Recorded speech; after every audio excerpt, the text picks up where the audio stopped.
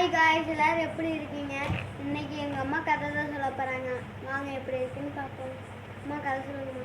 கதையாப்பா சொல்கிறேன், ரேடியோ கதை சொல்கிறேன். இன்னைக்கு ஒரு கிராமத்தில் ஒரு அம்மா அப்பா இருந்தாங்களாம். அந்த அம்மா அப்பாவுக்கு 3 குழந்தைகளாம். அந்த கிராமத்தில் அவங்களுக்கு கஷ்டமாக இருக்கவுமேவும் வேறு ஊருக்கு போயிடலான்னு சொல்லிட்டு வேறு ஒரு ஊருக்கு கிளம்பிட்டாங்களாம். வேறு ஒரு ஊருக்கு வந்தோடனே அந்த பிள்ளை, பெரிய பிள்ளை இருக்குல்ல, அந்த பிள்ளை அங்கே படிச்சுட்டு இருந்திருக்குது. படிச்சுட்டு இருந்த பிள்ளை இங்கே வந்து பள்ளிக்கூடம் சேர்க்க மாட்டேன்ட்டாங்களாம். அப்போயெல்லாம் வந்து டிசி இருந்தால் தான் வந்து சேர்ப்பாங்க. இப்போ தான் படிக்கிற பிள்ளைங்க 3ஆவதுலேருந்து விட்டாச்சு அப்படின்னா 4ஆவதுலேருந்து வந்து அந்த ஆதார் கார்டு இருந்தால் அதை வச்சு சேர்த்துக்கிறாங்க. அப்போயெல்லாம் வந்து அப்படி சேர்க்க மாட்டாங்க. டிசி இருந்தால் தான் வந்து சேர்ப்பாங்க. அதனால அந்த பிள்ளைய வந்து படிக்க வைக்க முடியலையாம். அந்த ஊர்லேயே கஷ்டப்பட்டு தானே அவங்க வந்திருக்காங்க. அதனால் அங்கே போய் டிசியை வாங்க முடியலையாம். அந்த இன்னும் 2 பிள்ளைங்க இருக்காங்கள்ல, அந்த 2 பிள்ளைங்க, சின்ன பிள்ளைங்க 2 பேர்த்தையுமே வந்து படிக்க வச்சுட்டாங்களாம். பள்ளிக்கூடத்தில் சேர்த்து விட்டாங்க. இந்த பிள்ளைய வந்து டிசி வாங்க முடியாததுனால சேர்க்க முடியலையாம், பள்ளிக்கூடம் சேர்க்க முடியலையாம். அதனால் அந்த பிள்ளைய வேலைக்கு அனுப்பிச்சி விட்டுட்டாங்களாம். இவங்க ஆனால் கிராமத்தில் இருக்கும்போது நல்ல வீட்டில் டிவி, ரேடியா அது இதுன்னு சொல்லி நல்லா தான் இருந்திருக்காங்க. எல்லாமே அந்த கிராமத்துலேயே விட்டுட்டு வரவுமேவும் இங்கே வந்து இவங்களுக்கு எதுவுமே இல்லாமல் இருந்திருக்குது. அப்போ இந்த பிள்ளை வேலைக்கு போதில்ல, அந்த அம்மா அப்பாவும் வேலைக்கு போயிடுவாங்களாம். அந்த சின்ன பிள்ளைங்க 2 பேருமே வந்து வேலைக்கு பள்ளிக்கூடம் போயிடுவாங்களாம். இந்த பிள்ளை, பெரிய பிள்ளை வேலைக்கு போகும். அப்போல்லாம் வந்து சின்ன பிள்ளைங்கள்லாம் வேலைக்கு சேர்ப்பாங்க. அந்த மாதிரி வேலைக்கு போகையில் அந்த போண்டா வாங்கி சாப்பிட்றதுக்கு டெய்லி 2 ரூபா கொடுப்பாங்களாம். அந்த 2 ரூபாய் எடுத்துகிட்டு போண்டா வாங்கி சாப்பிட்லான்னு சொல்லி போகையில் பார்த்தா அங்கே ஒரு மளிகை கடையில் வந்து இது அந்த அப்போலாம் வந்து இந்த கார்டு ஒன்று சுரண்டுனாக்க ப்ரைஸ் விழுகும் பார்த்தியா, அந்த மாதிரி ப்ரைஸில் வந்து ரேடியா இருந்துருக்கு. ரேடியாவை பார்க்கவும் இந்த பிள்ளைக்கு சரி நம்ம கார்டு வாங்கி சுரண்டி பார்க்கலாம். சுரண்டி பார்த்தாக்க அதில் ஏதோ ஒன்று விழுகுதா, ரேடியா விழுகுதா என்னன்னு பார்க்கலாம் அப்படின்னு சொல்லிட்டு இந்த பிள்ளைக்கு சுரண்டி பார்த்துருக்குது. ஒன்றுமே விழுகலையாம், எதுவுமே விழுகலையாம். அதில் 1 ரூபாய்க்கு மட்டும் அந்த கார்டு சுரண்டிட்டு 1 ரூபாய்க்கு போண்டா வாங்கி சாப்பிட்டுட்டே போயிட்டு இருந்திருக்குது இந்த பிள்ளை. இதே வழக்கமாகவே வச்சுட்டு இருந்திருக்குது. டெய்லி இதே மாதிரி பண்ண ஆனால் வந்து அந்த பிள்ளைக்கு அந்த எஃப்எம் வந்து ரேடியோ வந்து விழுகவே இல்லையா. கடைசியாக வந்து சரி இன்னைக்கு ஒரு 2 எல்லா பொருளுமே போயிடுச்சான், மிச்ச பொருள் எல்லாமே போயிடுச்சான். அந்த ரேடியோ மட்டும்தான் இருந்திருக்கு. சரி இன்னைக்கு நம்மளுக்கு விழுகும், வேறு யாருக்கு விழுக போகுது அப்படின்னு சொல்லிட்டு அந்த பிள்ளை அந்த 1 ரூபாயை கொண்டு வந்து சுரண்டி பார்த்துருக்குது. அப்பயுமே விழுகலையாம். அடுத்த நாள் போயிருக்குது அந்த கடைக்கு. அதே மாதிரி 1 ரூபாய்க்கு சுரண்டிட்டு 1 ரூபாய்க்கு வாங்கி சாப்பிட்லான்னு சொல்லிட்டு நினைக்கல. அந்த பிள்ளை போகையிலே யோசனை பண்ணியிருக்கு, நம்ம வந்து 1 ரூபாய்க்கு வாங்கினோம்னா 2 ரூபாய்க்குமே அந்த போண்டா வாங்கி சாப்பிட்ற காசுக்கு 2 ரூபாய்க்குமே கார்டு சுரண்டி பார்க்கலாம். அந்த ரேடியோ வந்து நம்மளுக்கு இருந்தால் நல்லது தானே, வீட்டில் போய் அம்மா அப்பா தம்பி தங்கச்சிங்க எல்லாம் சேர்ந்து பாட்டு கேட்கலாம் அப்படின்னு சொல்லிட்டு அந்த பிள்ளை 2 ரூபாய்க்குமே வந்து கார்டு சுரண்டி இருக்குது. அந்த பிள்ளை வந்து 2 ரூபாய்க்குமே கார்டு வாங்கி சுரண்டியுமே விழுகலையாம்.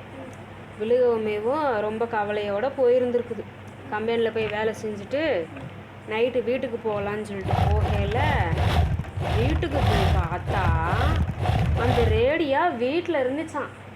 அந்த பிள்ளைக்கு பார்த்த உடனே அவ்வளோ சந்தோஷமா, இந்த ரேடியோ எப்படி நம்ம வீட்டுக்கு வந்துச்சு அப்படின்னு சொல்லி அவங்க அம்மாட்ட கேட்டுருந்துருக்குது.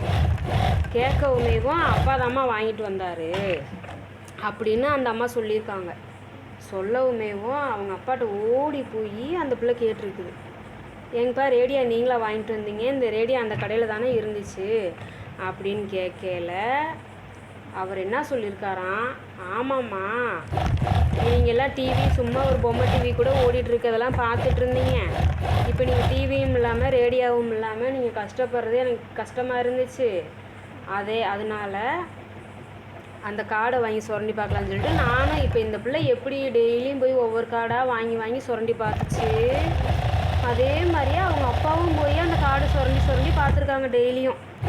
நம்ம பிள்ளை வந்து இது மாதிரி பொம்மை டிவி அது இதுன்னு சொல்லி பார்த்துட்டு இருந்த பிள்ளைக்கு டிவி இல்லாமல் போச்சே, டிவியும் இல்லாமல் ரேடியோவும் இல்லாமல் போச்சே அப்படின்னு சொல்லிட்டு அவரும் சுரண்டி இருந்திருக்காரு. கடைசியில் இந்த பிள்ளைக்கு விழுகலைன்னு சொல்லிட்டு வந்திருக்குதுல்ல, வரவுமே பார்த்தா அவங்க அப்பாவுக்கு அந்த ரேடியோ விழுந்திருக்குது.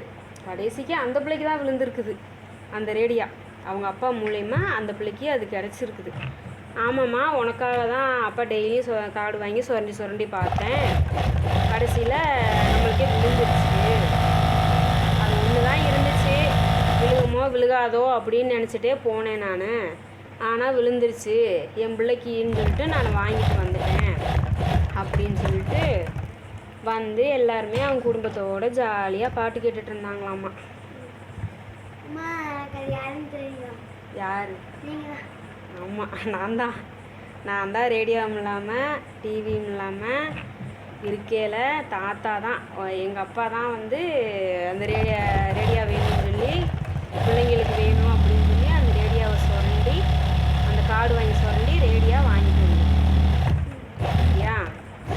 அம்மாவுக்கு வந்து எந்த இதுவுமே வேலைக்கு போயிட்டு வந்திருக்கும்போது எந்த இதுவுமே இருக்காது வீட்டில். அந்த ரேடியோ ஒன்று தான் வந்து ஃபஸ்ட்டு வாங்கினது. அதுக்கப்புறம்லாம் எப்போ அம்மாவுக்கு 14 வயசு இருக்கும் அப்போ தான் வீட்டில் டிவியே வாங்கினாங்க. அது வரைக்கும் டிவியே வாங்கினது கிடையாது. அந்த டிவி சின்ன டிவி நம்ம வீட்டில் இருக்காதா? நம்ம வீட்டில் இருக்குல்ல அந்த டிவி. அப்போலாம் அவ்வளோ கஷ்டம். 21 வயசாச்சுமா, இத்தனை வருஷமா இருக்கு. 21 வயசாச்சு. 31 வயசாச்சு அம்மாவுக்கு. 14 வருஷம்னா 31 வருஷம் ஆச்சு. அப்போ 14 30 31ல் 14 போச்சுன்னா எவ்வளோ? 30ல் 14 போச்சுன்னா எப்படி 20 வருஷம் ஆகும் அந்த டிவி வாங்கி. இப்போ எவ்வளோ காசு? இப்போலாம் தாத்தா பெரிய டிவியாக வாங்கி வச்சுருக்காரு. எல்லாம் நானும் வேலைக்கு போய் மாமா எல்லாருமே வேலைக்கு போய் தாத்தாவும் வேலைக்கு போய் சிரமப்பட்டு இப்போ எல்லாம் நல்லா தான் இருக்கும். அப்போல்லாம் நாங்கள் அவ்வளோ கஷ்டப்பட்டுருக்கோம். இப்போ ஒரு கம்பெனியே சொந்தமாக வச்சாச்சுமா. அம்மா தாத்தா நம்மளை நல்லா தானே வச்சுருக்காங்க. ஆமாம், அப்போ கஷ்டப்பட்டாலும் இப்போ எல்லாருமே நல்லா தான் இருக்கும். அது மாதிரி கஷ்டப்படுறவங்க எல்லாருமே எப்பயுமே கஷ்டப்பட்டே இருக்க மாட்டாங்க. ஒரு காலத்தில் வந்து எல்லாருமே வீட்டில் இருக்க பிள்ளைங்க எல்லாமே வந்து பொறுப்பாக இருக்கணும், அம்மா அப்பாவும் பொறுப்பாக இருந்தோம்னா கஷ்டமே இல்லாமல், கஷ்டம் இருந்தாலும் அதை ஈஸியாக சமாளித்து வந்துடலாம். எவ்வளோ பெரிய கஷ்டமாக இருந்தாலும் வந்துடலாம். கடைசிக்கு அந்த பிள்ளைக்கு ஆசைப்பட்ட பொருளும் கிடச்சிச்சு, டிவியும் வாங்கிட்டாங்க. ஆனால் ரொம்ப நாள் கழித்து வாங்கி கொடுத்தாங்க. அவ்வளோதான், கதை முடிஞ்சிச்சு.